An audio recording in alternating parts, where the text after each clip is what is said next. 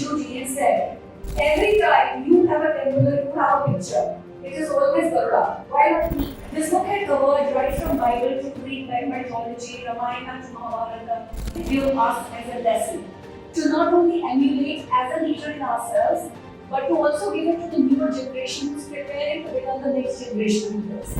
Choice between winning and being right, I think the choice has to be very simple. A winner.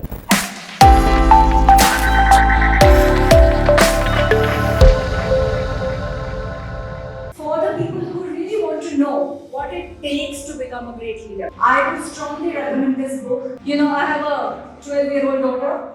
For her, Ramayana is Ram good, Ravan bad. For her, Mahabharata is Yudhishthira good, Duryodhana bad. I think it's time for us to really go back in time and really go deep dive in the mythology to really find out what happened and why did it happen in the first place.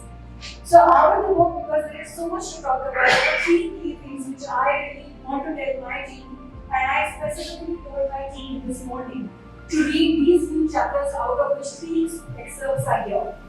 There are 50 short insights in this book, very mind-boggling to an extent that, oh, I didn't really notice this.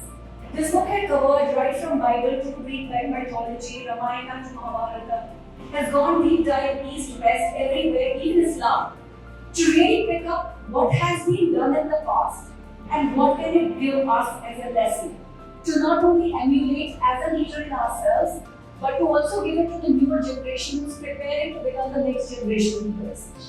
So first, winning or being right. We always have read being right is always the right thing to do. Very quick story, a sage and a king on a bridge. And the king said, I am the king, you are the sage, let me pass. The sage said, I am the priest, I am the sage, you will have to let me pass. And then the king did not listen. The sage said, curse as they call it, and he said, you will turn into a demon. The king became a demon and ate and killed the sage. Now, if there is a choice between winning and being right, we have to be cognizant as to what does being right bring onto the table. Is it myopic? Because had the sage not really had a myopic vision or an ego, he would have been alive and they both would have really achieved a mutual consensus.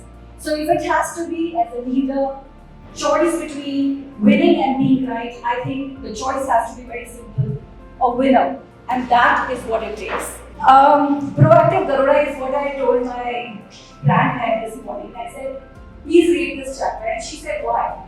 I said, because this is what I keep telling you every day. So one day Narad came to Vishnu ji and said, every time you have a temple, you have a picture. It is always Garuda. Why not me? Am I not your follower? I am your biggest follower. Vishnu said, okay, there's a third outside, just go and check what happened. Narad went and said, there's a milkmaid who has fallen down. And he said, what is her name? He went back and came back and said, her name is Sharda. He said, why did she fall? Why did she fall? He went back and came back and said, there was a dog and she got startled. 5-6 times the questions kept happening. 5-6 times Narad kept answering. Finally, he gave up irritatingly. He said, why wouldn't you ask all of this in one go? And suddenly, Garuda arrived.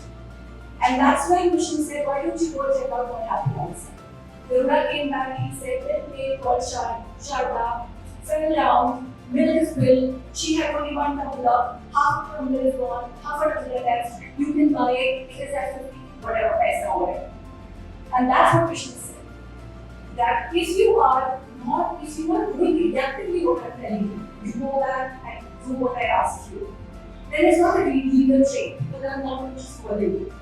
And here Garuda went once, took all the information, came back to me, and before I could even ask the answers were there.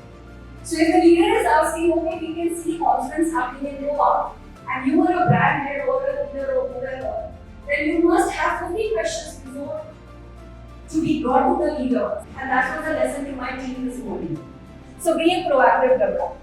And lastly, Digvijay Yatra. So Digvijay Yatra is something which military uses and all the king uses. They used to traverse the skies, see across the kingdoms.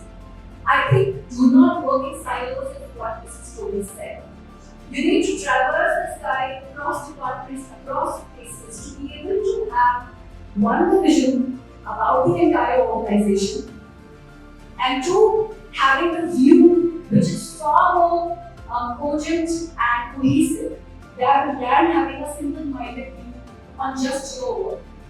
And that's what I teach my teams again, saying, if we are in construction business, we are Bharti Real Estate, and I tell them, guys, you are marketing, but you got to go and meet the leasing teams, you got to go and meet the projects team, you got to go and find out what is the challenge in the legal, you got to go and find out what are the other departments doing, and that's what the trade is in real estate. So these are the three things that I pen down, which are the lessons I keep giving back to my team. And I strongly recommend this book for the leaders of tomorrow and also for the leaders of today.